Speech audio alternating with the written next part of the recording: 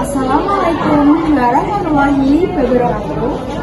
Saya di sini akan menjelaskan materi tentang masuknya agama Islam ke Indonesia, khususnya di Kerajaan Pajang. Oke, langsung saja ya. Mohon dipahami dan disimak video ini. Kerajaan Pajang penggerak Islam di pedalaman Pulau Jawa.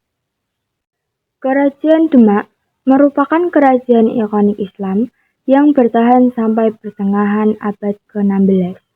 Pada tahun 1554, terjadilah pemberontakan oleh Adipati Pajang kepada Arya Penangsang, Sultan terakhir Demak.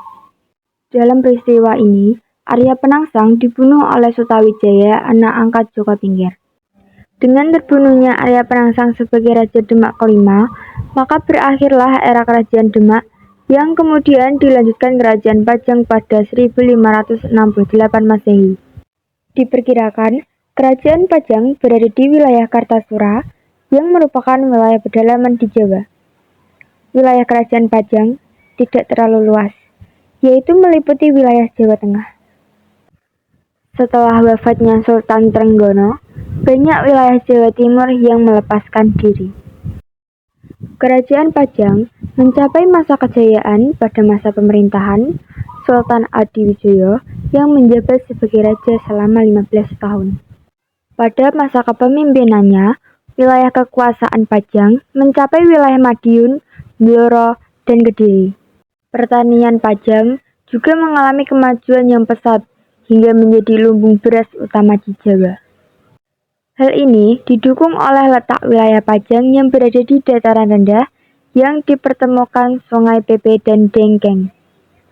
Pada 1582 Masehi, terjadi perang antara Pajang dan Mataram.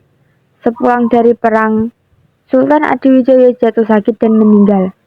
Setelah masa kepemimpinan Sultan Adiwijaya, Kerajaan Pajang mengalami kemunduran. Terjadi perebutan tahta di antara putra Sultan Adiwijaya, Pangeran Benowo dan menantunya Arya Pangiri.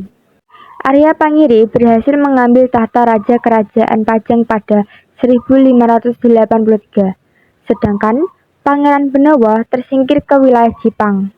Selama masa pemerintah Arya Pangiri, disibukkan dengan usaha balas dendam kepada Mataram hingga rakyatnya terabaikan. Hal tersebut membuat Pangeran Benowo prihatin dan melancarkan serangan pada 1586 yang dibantu oleh Sutawijaya dari Mataram. Dalam serangan ke Pajang tersebut, Arya Pangiri kalah dan dikembalikan ke Demak.